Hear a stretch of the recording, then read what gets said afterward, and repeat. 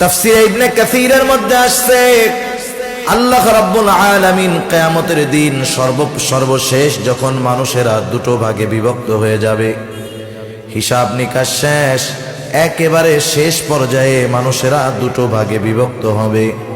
আল্লাহ তাআলা বলেন ফারীকুন ফিল জান্নাতি ওয়া ফারীকুন ফিস সাঈর। আল্লাহ তাআলা বলেন একটা দল হবে জান্নাতি আর একটা দল হবে জাহান্নামী। জান্নাতীরা জান্নাতে চলে যাবে, জাহান্নামীরা জাহান্নামে চলে যাবে। জান্নাতীরা জান্নাতে যাওয়ার আগ পর্যন্ত তারা চিন্তিত থাকবে, পেরেশান থাকবে, ভীত থাকবে। কারণ কিয়ামতের ময়দান প্রত্যেকেই প্রত্যেকের অবস্থা নিয়ে চিন্তিত থাকবে।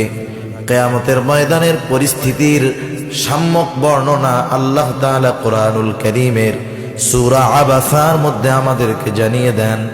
আল্লাহ তাআলা বলেন কিয়ামতের দিন মানুষের অবস্থা কেমন হবে। আল্লাহ তাআলা বলতেছেন ইয়াউমা ইয়াফিরুল মারউ মিন আখিহি ওয়া উম্মিহি ওয়া আবিহি ওয়া সাহিবাতিহি ওয়া বানিহি লিকুল্লি ইমরিইন মিনহুম ইয়াউমাইযিন শা'নুন ইউগনিহি। আল্লাহ তাআলা বলেন কিয়ামতের দিন ভাই ভাইয়ের থেকে পলায়ন করবে, পিতামাতার থেকে মানুষেরা পলায়ন করবে, কলিজার টুকরা সন্তান স্ত্রীদের থেকে তারা পলায়ন করবে। কিয়ামতের ময়দানে প্রত্যেকটা মানুষ নিজের ব্যাপারে এতটা চিন্তিত ভীত থাকবে, সে এই কামনা করবে না কোনো আপনজন পরিচিত জনের সাথে তার দেখা হয়ে যাক। ঘটনাক্রমে যদি কারো সাথে দেখাও হয়ে যায় সে তার পরিচয়কে অস্বীকার করবে। শুধু তাই না, কিয়ামতের দিন যেই মা সন্তানকে 10 মাস গর্ভে ধারণ করেছেন, নিঃস্বার্থভাবে 2 বছর দুধ পান করিয়েছে, সেই মাও তার সন্তানকে সেই দিন অস্বীকার করবে। বলবে তোমাকে আমি চিনি না, আমার দুনিয়ায় কোনো সন্তান ছিল না, আমি চিনি না তোমারে। কিয়ামতের ময়দানে চিন্তিত, কিন্তু জান্নাতে গেলে কোনো চিন্তা আছে নাকি? কারণ জান্নাতে হলো সালাম সালাম, শান্তি আর শান্তি, জান্নাতে কোনো চিন্তা নাই। সেই জন্য জান্নাতি যখন জান্নাতে যাবে, জান্নাতে যাবার পর দুনিয়ার মধ্যে তার সাথে যাদের পরিচয় ছিল, সে যাদেরকে চিনত সবাইকে সে জান্নাতে গিয়ে খুঁজতে থাকবে। মা বাবাকে খুঁজবে, বন্ধু বান্ধব খুঁজবে, আত্মীয় স্বজন খুঁজবে, দুনিয়া একসাথে চলাফেরা যারা করতো সবাইকে খুঁজবে। বলেন তো, খুঁজবে সবাইকে, কিন্তু সবাইকে জান্নাতে পাবে নাকি? কারণ সবাই তো জান্নাতে যেতে পারে নাই। এইবার তাফসীরে ইবনে কাসীরের মধ্যে আসছে আল্লাহ তাআলা জান্নাতি আর জাহান্নামীদের মধ্যে দেখা এবং কথাবার্তার ব্যবস্থা আল্লাহ করে দিবে। তারা উভয় পক্ষকে দেখবে। আল্লাহ রাব্বুল আলামিন জানায় দেন কুল্লু নাফসিন বিমা কাসাবাত রাহিনা ইল্লা আসহাবাল ইয়ামিন। মানুষ তার কর্মের নিকটে দায়বদ্ধ। এখানে উদ্দেশ্য হলো পাপী যারা, তাদের পাপের কারণে তারা জাহান্নামের শাস্তি ভোগ করবে। ইল্লা আসহাবাল ইয়ামিন, তবে যারা ডান হাতে আমলনামা প্রাপ্ত তারা শাস্তি ভোগ করবে না, বরং তারা জান্নাতে থাকবে। আল্লাহ তাআলা বলেন ফি জান্নাতি ইয়াতাসাআলুনা আনিল মুজরিমিনা মা সালাকাকুম ফি সাকার। জান্নাতি যখন দেখবে জাহান্নামে তার বন্ধু, দুনিয়ায় একসাথে হয়তো খেলাধুলা করতো, একই স্কুলে পড়তো, একই ভার্সিটির মধ্যে পড়তো, একসাথে জীবনের অনেক সময় তারা অতিবাহিত করেছে, কিন্তু সেই জানে জিগার কলিজার বন্ধু জাহান্নামের আগুনের মধ্যে পড়তেছে। জান্নাতি যখন এই দৃশ্য দেখবে, সে আল্লাহ তাআলার দরবারে কৃতজ্ঞতার মাত্রা বাড়িয়ে দিবে। সে তখন বলবে, আল্লাহ, দুনিয়ায় তো আমি ওর সাথেই একসাথে চলতাম, ফিরতাম, ঘুরতাম, আপনি যদি আমার প্রতি দয়া না করতেন, আপনি যদি আমার প্রতি ইহসান না করতেন, আপনার রহমত যদি আমার উপরে না থাকতো, হয়তো আজকে আমাকেও ওর সাথে জাহান্নামের শাস্তি ভোগ করা লাগতো। সে আল্লাহ তাআলার কৃতজ্ঞতার মাত্রা আরো বাড়িয়ে দিবে। আবার জাহান্নামী যখন তার জান্নাতি বন্ধুকে দেখবে, দেখার পরে তার মধ্যে আফসোস হবে। হয়তো দুনিয়ায় আপনাদের অঞ্চলেও এরকম আছে, যেহেতু এই মাহফিলের সাথে যুবকেরা একটু সম্পৃক্ততা বেশি, দুনিয়ায় একসাথে যুবক বন্ধু চলাফেরা করে, একসাথেই থাকে, একসাথেই লেখাপড়া করে, কিন্তু দুইজনের মধ্যে একটু তফাৎ আছে। তফাৎটা অনেক বেশি নয়। একই সাথে মাঠে খেলতেছে, আজানের সময় হলো, নামাজ আজান দেওয়া হলো, নামাজের সময় হয়ে গেল। এক বন্ধু বলে, বন্ধু নামাজের সময় হয়ে গেছে, সব কিছু বাদ, আগে হলো নামাজ, চলো নামাজ পড়ে আসি। এক বন্ধু নামাজে চলে যায়, আর এক বন্ধু বলে, যা বুড়া কালে পড়মনে, তাই না? আন্না কি বলে, প্যান্ট আমার পাক নাই, প্যান্ট কি নাই, পাক নাই। মুসলমান কখনো অপবিত্র পোশাকে থাকতে পারে না। বন্ধু নামাজে গেল, সে যায় নাই। সব বন্ধু খারাপ কাজের দিকে যায়, গানের আয়োজন করতে চায়। ও বলে, না বন্ধু, এই কাজে আমি তোমাদের সাথে নাই। তার মানে একসাথে থাকতো ঠিক, কিন্তু কিছু কিছু বিষয়ে তাদের থেকে আলাদা থাকতো। এইবার ওই জাহান্নামী বন্ধু জান্নাতি বন্ধুকে দেখে আফসোস করবে আর বলবে, আরে একসাথেই তো চলতাম, একসাথেই তো থাকতাম, নামাজের সময় যখন হতো ডাকতো, নামাজে যাইতাম না, গুনার কাছ থেকে বাঁচতে বলতো, গুনার কাছ থেকে বাঁচতাম না। আহারে, ওই দিন যদি ওর ডাক শুনে নামাজে যাইতাম, গুনার কাজগুলো থেকে যদি ফিরে থাকতাম, আজকে হয়তো আমিও ওর সাথে জান্নাতে থাকতে পারতাম। আফসোস মানুষের কষ্ট বাড়িয়ে দেয়, আফসোস মানুষের কষ্ট বাড়ায় দেয়। কেমনে আমি বুঝাই আপনাদের। মনে করেন মাছ মারতে গেছেন এক জায়গায়, আশেপাশে নদী টদী আসেনি, মনে করেন মাছ মারতে গেছেন, মাছ সকাল 6টা থেকে দুপুর 12টা পর্যন্ত মেহনত করতেছেন, কিন্তু একটা মাছও পান নাই। কষ্ট হয়েছে কি হয় নাই? চলে আসবেন আসবেন ভাব, এই মুহূর্তে বড় 15 কেজির একটা একেবারে রুই মাছ হাতের মধ্যে পড়ছে। এই মাছ পেয়ে খুশি না বেজার? এই 6 ঘন্টার কষ্টের কথা মনে আছে? নাই। এইবার খুশির ঠেলায় বেশি লাফালাফি করতে গিয়া মাছ হাত থেকে ছুটে আবার পানির মধ্যে চলে গেছে। এবার কি বলবেন? আরে এখন কোন 6 ঘন্টা মাছ না পেয়ে যেই কষ্ট, হাত থেকে ধরা পড়ার পরে ছুটে যাওয়ার পরে কষ্ট বেশি না কম? যদি 16 বছর বয়সে ওই ঘটনাটা ঘইটা থাকে, আল্লাহ যদি বাঁচায় রাখে 80 বছর বয়সে, ওই জায়গায় যখন যাবেন, নাতি পোতা যদি সাথে থাকে, আপনি কি বলবেন? না আরে নাতি, এই জায়গায় তো সেই জায়গা, 15 কেজি ওজনের রুই মাছ একটা হাতে বাঁধলো রে, একটু লেগে ছুটে গেছে। দেখেন 6 ঘন্টা মাছ মারছেন, পান নাই, এ কথা আপনি কাউকে বলবেন না, কিন্তু হাতের থেকে একটুর জন্য হাত ফসকে মাছটা বের হয়ে গেল। 50 বছর পরেও যদি হায়াত থাকে, এই কথা মনে থাকবে আর আফসোস হবে, ঠিক কিনা বলেন? ওই জাহান্নামী আফসোস করবে, আফসোসের কারণে তার কষ্টের তীব্রতা বেড়ে যাবে। এখন জান্নাতি বন্ধুদের জানতে মন চায়, কেন আমার দুনিয়ার এই বন্ধুরা জাহান্নামে গেল? আল্লাহ তাআলা কথাবার্তার ব্যবস্থা করে দিবে।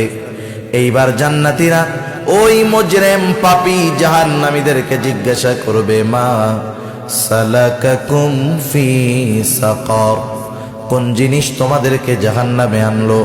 এইবার জাহান্নামীরা তাদের জাহান্নামে আসার 4টি কারণ বলবে।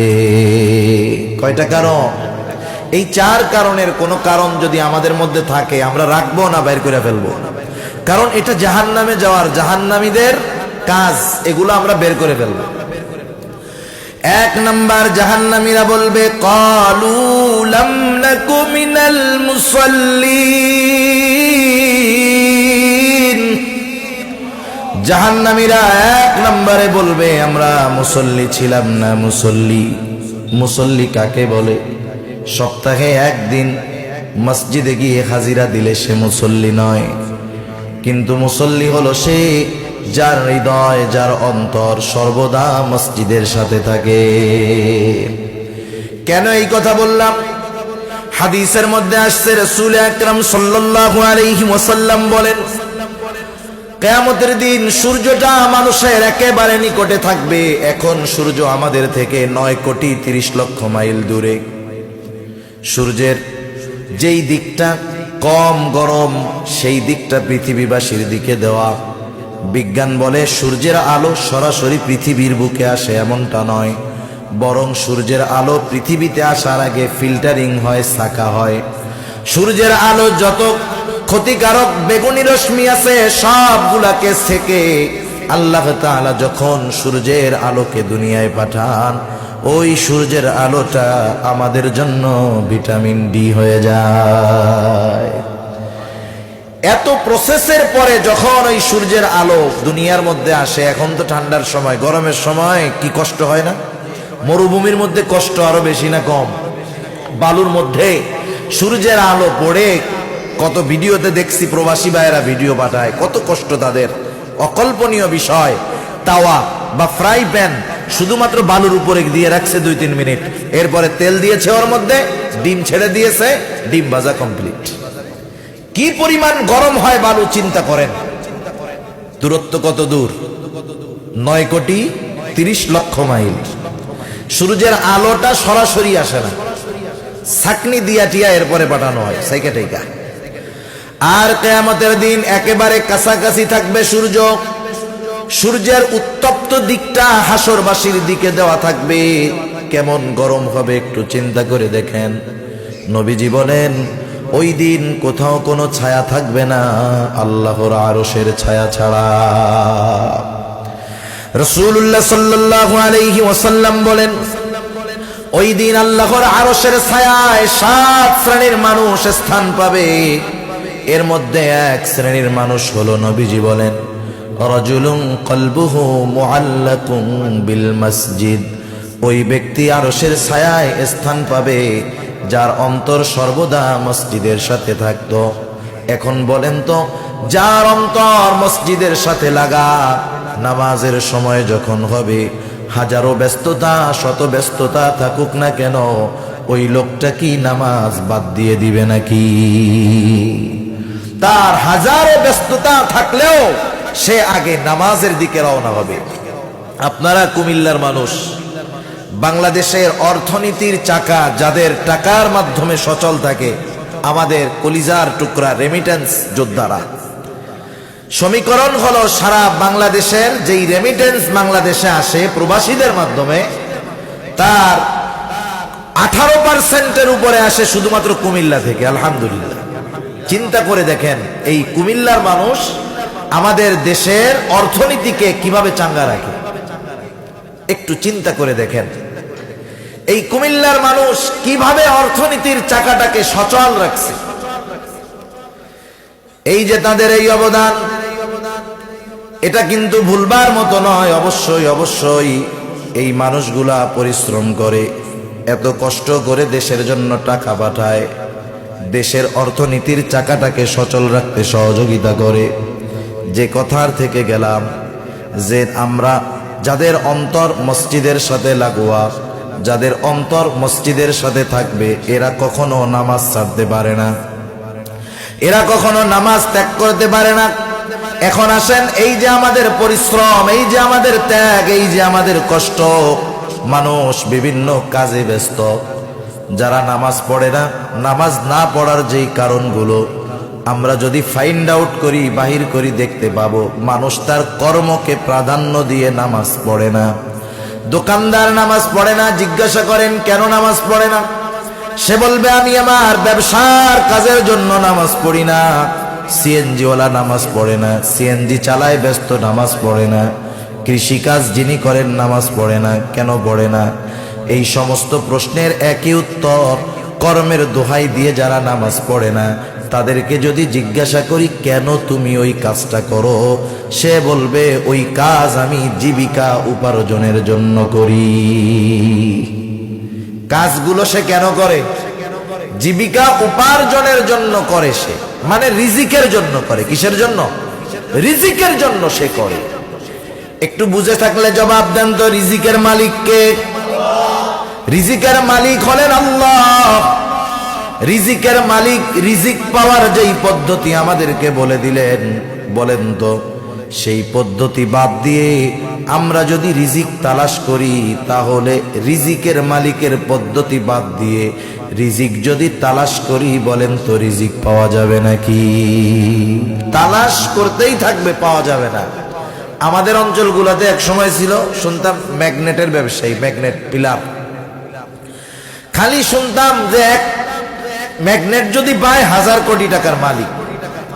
কত মানুষ দেখলাম ম্যাগনেট খুঁজতে খুঁজতে ওর হায়াত শেষ, খুঁজে পাই নাই। আবার কিছুদিন দেখতাম যে একটা প্রাণী আছে, তক্ষক না টক্কর বলে, খালি শুনি যে একটা যদি সাইজওয়ালা পাওয়া যায় 1000 কোটি টাকার মালিক। ঘুরতে ঘুরতে কত মানুষের ভিটা বাড়ি বিক্রি করে সব শেষ, একজন পাইলাম না যে তক্ষক বেচা কোটি টাকার মালিক হয়েছে। ওগুলো খালি খুঁজে, পাওয়া যায় না। সেজন্য আমরা যদি রিজিক পেতে চাই, রিজিকের মালিকের ফর্মুলা আমাদেরকে শুনতে হবে। রিজিকের মালিক কি বললেন? আল্লাহ তাআলা। এখন যদি মিসকিনদের খানা খাওয়াই, দুনিয়ার লাভ কি? পবিত্র কোরআনুল কারীমের সূরাতুল ফজর, এই সূরার মধ্যে আল্লাহ তাআলা মানুষের রিজিক সংকীর্ণতার 4টি কারণ আল্লাহ তাআলা বর্ণনা করেছেন।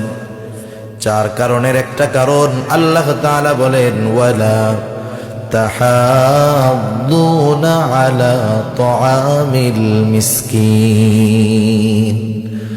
আল্লাহ তাআলা বলেন তোমাদের রিজিক সংকীর্ণতার কারণ, একটি কারণ হলো তোমরা মিসকিনদেরকে খানা খাওয়ানোতে উৎসাহ দাও না। খানা খাওয়াও না আল্লাহ বলেন নাই, আল্লাহ তাআলা বলছেন খানা খাওয়াইতে উৎসাহ দাও না। তার মানে আরেকজনকে এই ব্যাপারে তুমি উৎসাহ দাও না যে তুমি মিসকিনকে খানা খাওয়াও। এখন বলেন আরেকজনকে খাবার খাওয়ানোর উৎসাহ কে দিবে? যে নিজে খাওয়ায়, ঠিক কিনা বলেন? অনেক ক্ষেত্রে দ্বিতীয় পরিচয় দিলে আগের গুলা অটোমেটিকলি পাওয়া যায়। কথার কথা বোঝানোর জন্য বলি, মনে করেন এক এলাকায় মানুষজন, গ্রাম অঞ্চলে এখনো অনেক জায়গায় আছে, মুরব্বীরা লেখাপড়া বলতে বুঝে ম্যাট্রিক আর আইএ পাস, ম্যাট্রিক আর আইএ পাস মনে করে ম্যাট্রিক আইএ পাস করলে এ অনেক বড় শিক্ষিত। তা একটা ছেলে শহরে থাকে, সে বাংলাদেশের সব লেখাপড়া শেষ করছে, মোটামুটি ঢাকা ভার্সিটি থেকে অনার্স মাস্টার্স কমপ্লিট করছে, বিসিএস কমপ্লিট হয়ে গেছে তার। সে এখন বাংলাদেশের সর্বোচ্চ শিক্ষিত। ওই গ্রামে আর ওই রকম উচ্চ শিক্ষিত লোক নাই। এখন গ্রামের মানুষ বলা বলি করতেছে আমাদের গ্রাম থেকে একজন বিসিএস ক্যাডার হয়েছে। ওই ছেলেটা বাড়িতে আসছে, সবাই তারে দেখতে গেছে। ওই যে মুরব্বী, উনিও গেছে। মুরব্বী তো বুঝে যে ম্যাট্রিক আইএ পাস যে করে সে হলো বড় শিক্ষিত। এখন যায় জিজ্ঞাসা করে দিছে, বাবা তুমি কি লেখাপড়া করছো? বলতেছে, বাবা আমি অনার্স মাস্টার্স কমপ্লিট করছি ঢাকা ভার্সিটি থেকে, আর বিসিএস ক্যাডার হয়েছি আলহামদুলিল্লাহ। এখন চাচা তো আর ওইগুলা বুঝে না। এখন বলে, তুমি যে বিসিএস পাস করলা, বাবা তুমি কি ম্যাট্রিক পাস করছিলা নাকি? এখন বলেন তো, ম্যাট্রিক পাস যদি না করতে পারে ওই পর্যন্ত যাওয়ার কোনো সুযোগ আছে? সেজন্য যে বলল যে আমি বিসিএস ক্যাডার, অথবা যে বলল আমি মাস্টার্স কমপ্লিট করছি, তার মানে আগের গুলা তার মধ্যে আছে। সেই জন্য যে মানুষকে উৎসাহ দেয় যে মিসকিনদের খানা দাও, সে নিজে দেয় বিধায় অপরকে দেয়। এজন্য আল্লাহ তাআলা জানায় দিলেন তোমাদের রিজিক সংকীর্ণতার অন্যতম কারণ হলো তুমি নিজে তো মিসকিনকে খানা দাও না, অপরকেও খানা দিতে উৎসাহ দাও না। এজন্য মুফাসসিরিনে কেরাম বলেন, কোন ব্যক্তি যদি নিজে মিসকিনদের খানা দেয়, নিজের কাছে নাই, অপরকে উৎসাহ দেয় যে ভাই তুমি একটু খানা খাওয়াও। দুইজন বন্ধু এক জায়গায় আছে, একজন অসহায় মানুষ খাবার চায়, আমার কাছে নাই। আমি বন্ধুকে বললাম, বন্ধুকে 10টা টাকা দিয়ে একটা পাউরুটি কিনে দাও। আমার কথায় অনুপ্রাণিত হয়ে সে যদি 10 টাকা দিয়ে একটা রুটি ওই খাবার জন্য মানুষটাকে কিনে দেয়, ও 10 টাকা ব্যয় করে খাবার কিনে দিয়ে যেই সওয়াব পাবে, আমি আপনি শুধু উদ্বুদ্ধ করে উৎসাহ দিয়ে সেই সওয়াবের মালিক হয়ে যাব। তাহলে কি হবে? যারা মিসকিনদেরকে খানা খাওয়াবে অথবা উৎসাহ প্রদান করবে অপরকে খাওয়াতে, তাদের রিজিক আল্লাহ প্রশস্ত করে দেয়। সুবহানাল্লাহ। দুনিয়ায় তাদের রিজিক আল্লাহ সংকীর্ণ করে দেন না, বরং তাদের রিজিক আল্লাহ তাআলা প্রশস্ত করে দেয়। সাথে সাথে যারা মিসকিনদের খানা দেয় না, দিল না, এই কারণে জাহান্নামে যায়। বাম হাতে যারা আমলনামা পাবে, এর অন্যতম একটি কারণ তারা মিসকিনদের খানা দিত না। সাধারণভাবে মিসকিনদের খানা খাওয়ানো এটা একটা উত্তম নেক আমল। আর যদি ওই মিসকিন আমার আপনার প্রতিবেশী হয়, ওই খানা খাওয়ানো শুধু নেক আমল নয়, বরং ওটা ঈমান সম্পৃক্ত বিষয়। আমি আপনি পেট ভরে খাইতেছি, খাওয়ানোর অভাব নাই, আমার প্রতিবেশী অভুক্ত, না খেয়ে তার দিন কাটতেছে। নবীজি কি বলেন একটু খেয়াল দিয়ে শুনেন। রাসূলুল্লাহ সাল্লাল্লাহু আলাইহি ওয়াসাল্লাম বলেন, লাইসাল মুমিন আল্লাযী ইয়াশবাউ। নবীজি বলেন, ওই ব্যক্তি মুমিন নয় যে পেট পুরে খায় আর তার প্রতিবেশী অভুক্ত থাকে, সে মুমিন নয়। এই জন্য মিসকিনদের খানা খাওয়াবো, প্রতিবেশী যদি হয় বেশি একটু টেক কেয়ার করব, কারণ সে যদি অভুক্ত থাকে আর আমি যদি পেট ভরে খাই, নবীজি বললেন আমি প্রকৃত মুমিন হতে পারি নাই। তাহলে জাহান্নামীরা প্রথম বলল লাম নাকু মিনাল মুসাল্লিন, আমরা মুসল্লি ছিলাম না। 2 নাম্বার ওয়ালাম নাকু নুতঈমুল মিসকিন, আমরা মিসকিনদেরকে খানা দিতাম না, সুতরাং আমরা মুসল্লি হব, মিসকিনদেরকে খানা খাওয়াবো। আবার আরেকটা বিষয় মনে রাখি, উত্তম আচরণ এটাও সাদাকা। কাউকে কোনো কিছু দিয়ে তার থেকে কিছু আশা করব না, কাউকে কিছু দিয়ে খোটা দিব না। অনেক সময় আমরা প্রতিবেশীদেরকে হেল্প করি, সাহায্য করি, তার থেকে সাহায্য বা আমাকে হেল্প করবে এটা আশা করি। অনেক সময় সে যদি আমাকে সাহায্য না করে, আমি ওই যে তাকে খাবার দিয়েছিলাম, পোশাক দিয়েছিলাম, এটার খোটা দেই। আছে না নাই? হ্যাঁ রে, এই কাজটা কইরা দিলি না, সেই দিন তোর এরকম একটা দামি জ্যাকেট দিলাম, আমার ভাই সৌদির থেকে পাঠাইছিল, কিনতে গেলে 15,000 টাকা লাগতো, দিলাম। নবীজি বলেন যারা খোটা দেয় তাদের অভ্যাস কেমন? দান কইরা যারা খোটা দেয় তাদের অভ্যাস কেমন? কুকুরের একটা বদ খাসলাত আছে। নবীজি হাদিসের মধ্যে বলছেন, কুকুরের অভ্যাস হইলো ও যখন খাবার হজম করতে পারে না, উগরায় ফেলে, বমি করে। বমি করে ওইটা আবার একটু পরে কি করে কন্যা খায় খায়। যারা দান করে খোটা দেয় তারা যে স্বভাব, ওই কুকুরের স্বভাবের মতো। সেজন্য আমরা কাউকে যখন কোনো কিছু দিয়ে দিব, তার থেকে কোনো প্রতিদান আশা করব না, খোটাও তাকে দিব না কখনো, এটা খারাপ কাজ। অনেক সময় অনেকের কাছে মানুষ সাহায্যের জন্য আসে, বিরক্তি ভরা চেহারা নিয়ে 50 টাকা দিয়ে বলে ধর এটা নিয়ে যা, তোদের জ্বালায় আর বাঁচলাম না, ভালো লাগে না, সর। ভিক্ষা দিছে 50 টাকা, আমরা তো 5 টাকা 2 টাকার নোটটা খুঁজের পরে দেই। 50 টাকা দিল, কিন্তু ব্যবহার খারাপ করলো। পাশে আরেকজনের কাছে গেছে, যে চাওয়ার পর তার কাছে পকেটে টাকা নাই। সে এবার সুন্দরভাবে বলল, ভাই তুমি আসছো, আমার দেওয়ার ইচ্ছা ছিল কিন্তু আমার কাছে নাই, পরবর্তীতে আবার আসবা, দেখা হলে তোমাকে দিব, ঠিক আছে? বলেন তো, ওই যে লোকটা খারাপ ব্যবহার করে 50 টাকা দিল আর ভালো ব্যবহার করে টাকা দিতে পারলো না, লোকটা কার আচরণে খুশি হবে? ভালো ব্যবহার যে করেছে তার আচরণে খুশি হবে। এজন্য নবী এক হাদিসের মধ্যে বলেন, উত্তম আচরণ এটাও সাদাকা। আমরা যদি কাউকে কোনো কিছু না দিতে পারি, উৎসাহ দিব এমন লোকও নাই, কমপক্ষে মিষ্টি কথার দ্বারা তাকে ফিরাইয়া দিব, এতটুকু টেন্ডেন্সি আমাদের মধ্যে থাকার দরকার আছে। নাইলে বুঝতে হবে আমার থেকে মনুষ্যত্ব বিদায় নিয়ে চলে গেছে। জাহান্নামীরা তাদের জাহান্নামে যাওয়ার তৃতীয় কারণ বলবে, ওয়াকুন্না নাখুযু মাআল খায়িদিন। অনর্থক মজলিসে যারা লিপ্ত থাকতো, আমরাও তাদের সাথে ওই মজলিসগুলার মধ্যে লিপ্ত থাকতাম। রাগ হয়েন না কথায়, আমাদের অঞ্চলগুলায় আমরা দেখেছি প্রত্যেকটা চায়ের দোকান হলো একটা অনর্থক মজলিসের জায়গা। আর বাস্তবতা হলো চায়ের দোকানে আড্ডায় কোনো যুবকেরা থাকে না, তরুণেরা থাকে না। আফসোস লাগে ওই জায়গায় যেই মানুষগুলা থাকে যাদের দাড়িগুলো পেকে গেছে, চুলগুলো পেকে গেছে, চামড়া ঝুলে গেছে, ঠিক না? সব মুরব্বী মানুষ ওই জায়গায় দিয়ে আড্ডা মারে। যেই দোকানের টেলিভিশনটা বড়, যেই দোকানে বসার জায়গাটা ভালো, ওই দোকানে আমার মুরব্বী বাবারা, দাদারা তাদের আড্ডাটাও জমে। শীতের দিন জোহরের পরে দুপুরের খাবার খেয়ে চাদরটা নিয়ে বের হয়, আর রাত 10টার সময় বাসায় ফিরে। যদি জিজ্ঞাসা করা হয় এত সময় বাজারে কি করছেন, বলে চায়ের দোকানে বসেছিলাম। কেন? বলে সময় কাটে না। কি কাটে না? সময় কাটে না, এই জন্য টাইম কাটানোর জন্য যাই প্রতিদিন।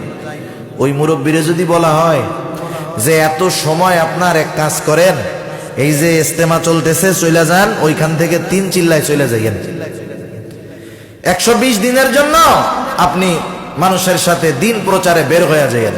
উনি কি বলবে জানেন? আরে বেটা তুমি তো বুঝো না, আমার যেই ব্যস্ততা, আমার মতো ব্যস্ততা যদি শেখ হাসিনার থাকতো পাগল হয়ে যেত।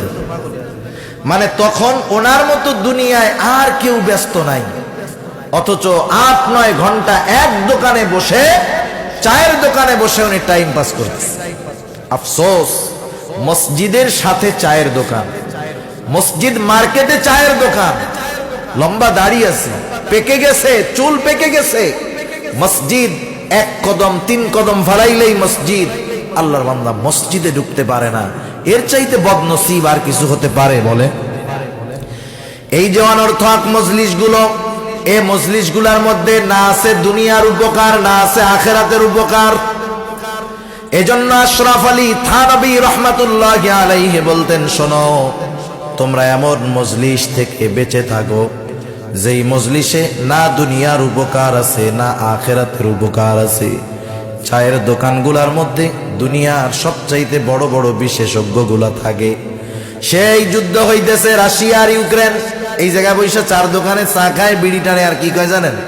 কয় হায় রে, ইউক্রেন যদি, ওই পুতিন যদি এই কাজটা করতো তাহলে যুদ্ধ 3 দিনে শেষ।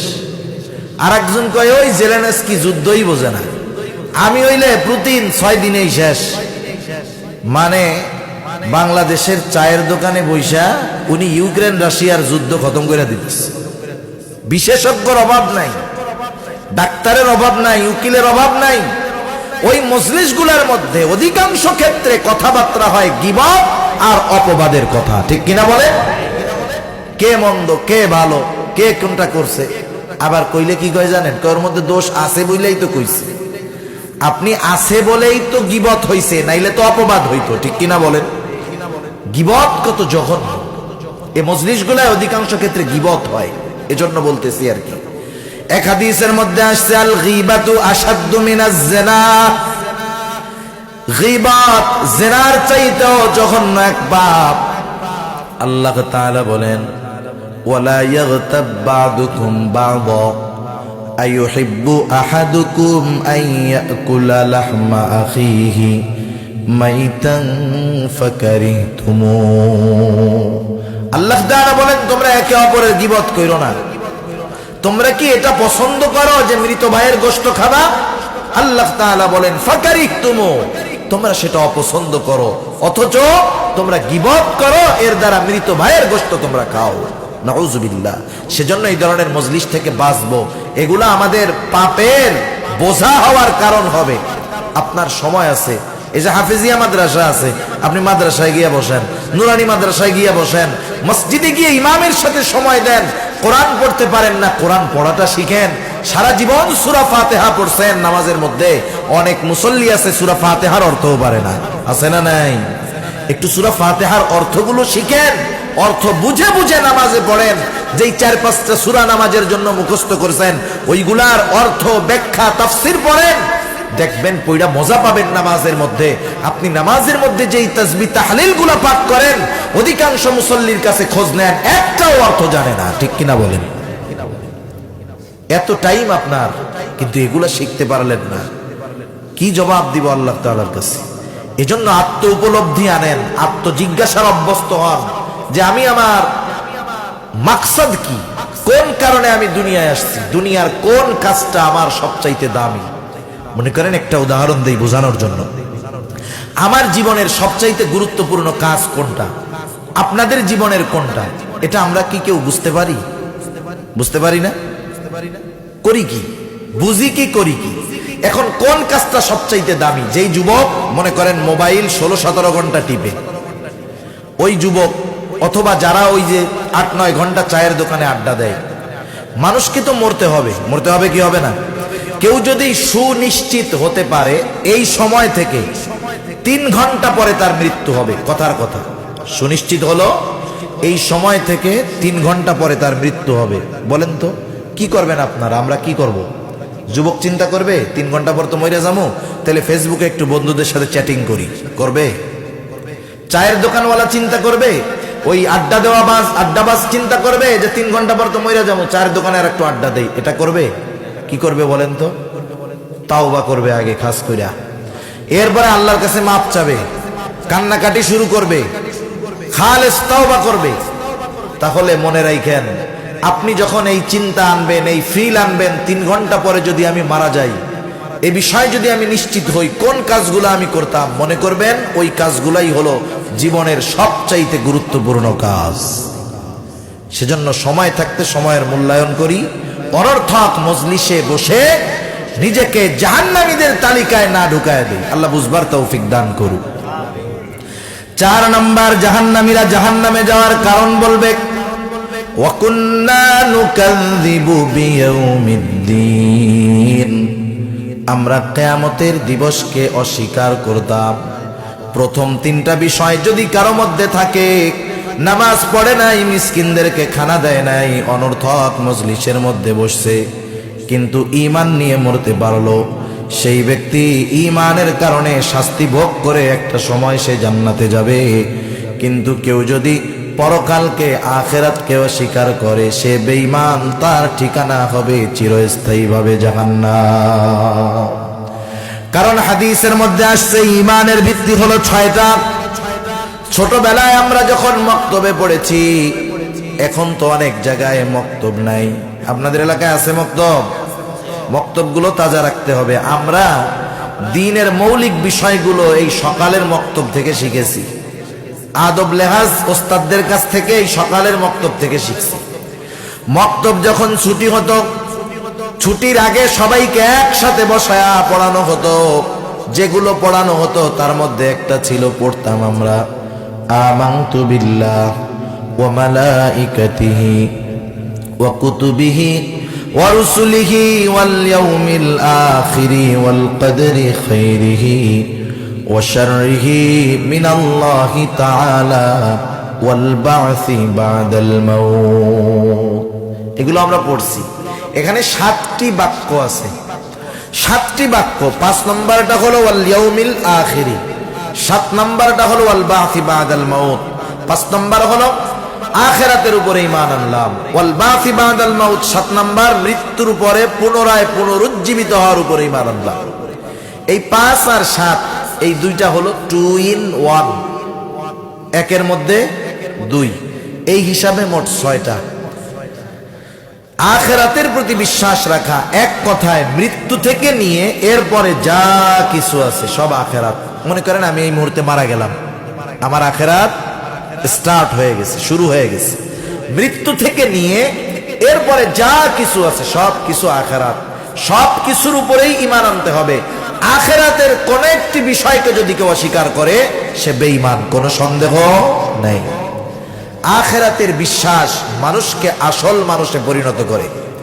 কারণ আখিরাতের বিশ্বাস যার মধ্যে যত বেশি, জবাবদিহিতার ভয় তার তত বেশি। কারণ সে চিন্তা করবে দুনিয়ার কর্মের প্রতিদান আমাকে দেওয়া হবে আখিরাতে। জবাবদিহিতা, এটা আমাদের বহুল প্রচলিত একটি শব্দ। জবাবদিহিতা যেই জাতির মধ্যে আছে সেই জাতি ভাগ্যবান জাতি। জবাবদিহিতা যেই সমাজের মধ্যে আছে সেই সমাজ ভাগ্যবান সমাজ। জবাবদিহিতা যেই পরিবারের মধ্যে আছে ওই পরিবারের মধ্যে শান্তি আছে। যে জাতির মধ্যে জবাবদিহিতা নাই সে জাতি শান্তিতে নাই। জবাবদিহিতা কি? আমি একটা অন্যায় করলাম, আমার অন্যায়ের সঠিক বিচার, জবাবদিহিতা আমাকে করতে হবে। কিন্তু বাস্তবতা এটা, দুনিয়ার মধ্যে আজকে এই জবাবদিহিতা নাই। কতজন মাসিমাইরা ফাঁসির আদেশের অপেক্ষায় বসে আছে, আর কতজন 7 খুন কইরা জেলখানার মধ্যে জমিদারের মতো আছে। ঠিক কিনা বলেন? কেন? সঠিক জবাবদিহিতা নাই। যদি থাকতো তাহলে দুনিয়া সুন্দর হয়ে যেত। যেই পরিবারে জবাবদিহিতা নাই সেই পরিবারের সন্তান উশৃঙ্খল হয়ে যায়। মনে করেন আমরা ছোটবেলায় যখন মাগরিবের নামাজ শেষ, আজানের 5 মিনিট পরে নামাজ, 10 মিনিট নামাজে লাগলো, 12 মিনিট নামাজে লাগলো, বাসায় যেতে আর 3 মিনিট, বাসার থেকে হিসাব করতো আজানের পরে 20 মিনিট বাসায় আসতে লাগবে। এখন আধা ঘন্টা পরে বাসায় গেছি, জবাবদিহিতা। কোথায় গেছো? বন্ধুর বাসায়।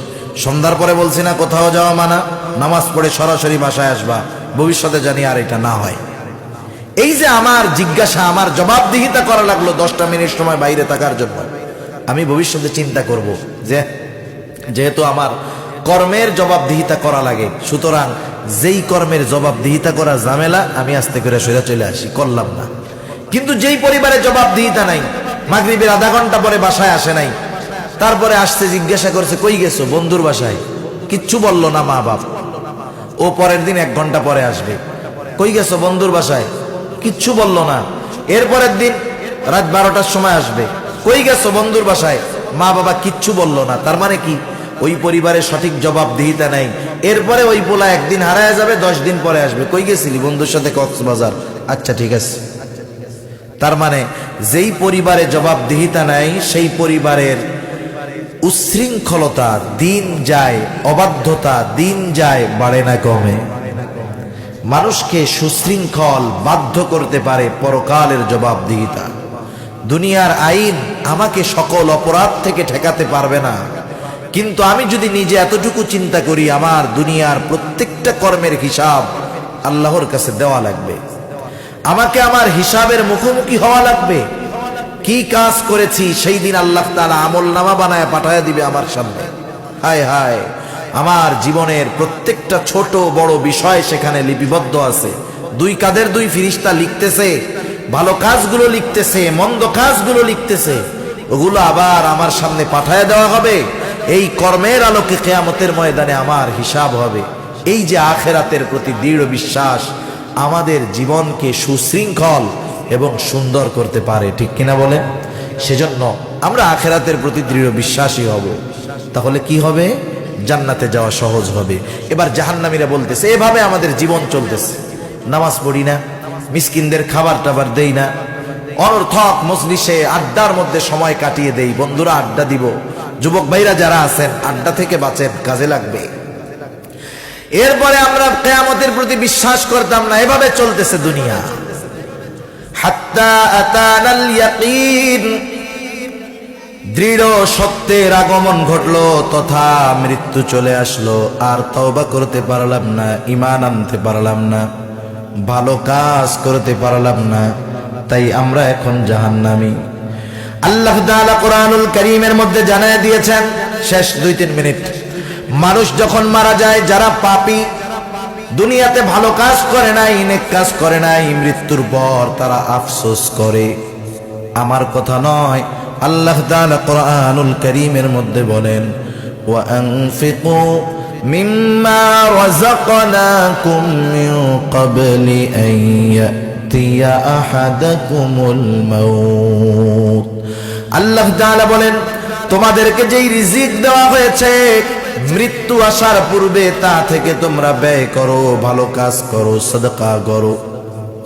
যখন মৃত্যু চলে আসবে, মারা যাবে, আল্লাহ তাআলা বলেন যারা মারা গেল দুনিয়ায় ভালো কাজ করে নাই, দান সাদকা করে নাই, নেক কাজ করে নাই, তারা বলবে ফায়াকুলা রাব্বি লাউলা আখখারতানি ইলা আজালিন করিব। ওই কথাগুলো আমরা শুনি না, কিন্তু শুনেন কে? তখন বলবে আমার রব, লাউলা আখখারতানি ইলা আজালিন করিব, আপনি যদি আমাকে আবার একটু সময় সুযোগ দিতেন দুনিয়াতে যাওয়ার, আমি ভালো কাজ করতাম, দান সাদকা করতাম, ফাআসাদদাকা ওয়া আকুম মিনাস সালিহিন, আমি দান সাদকা করতাম, ভালো কাজ করে সৎ কর্মশীলদের অন্তর্ভুক্ত হয়ে যেতাম, তখন সে আফসোস করবে, ঠিক ফিরে আসার কোনো সুযোগ থাকবে না। সেজন্য মৃত্যু আসার পূর্বে আমাদের ওই কাজগুলো করা, যে কাজগুলো আমাদেরকে ওই যে চূড়ান্ত সফলতার স্থান জান্নাতে পৌঁছায়া দেয়, ওই কাজগুলো থেকে বেঁচে থাকা, যে কাজগুলোর কারণে আমাকে জাহান্নামে যাওয়া লাগতে পারে। আল্লাহ সুবহানাহু ওয়া তাআলা আমাদের সকলকে কথাগুলা বুঝবার তৌফিক দান করুন। সকলে বলি আমিন, আর একটু জোরে বলি আমিন। ওয়া আখিরু দাওয়ানা আনিল হামদুলিল্লাহি রাব্বিল আলামিন। আসসালামু আলাইকুম ওয়া রাহমাতুল্লাহি ওয়া বারাকাতুহু।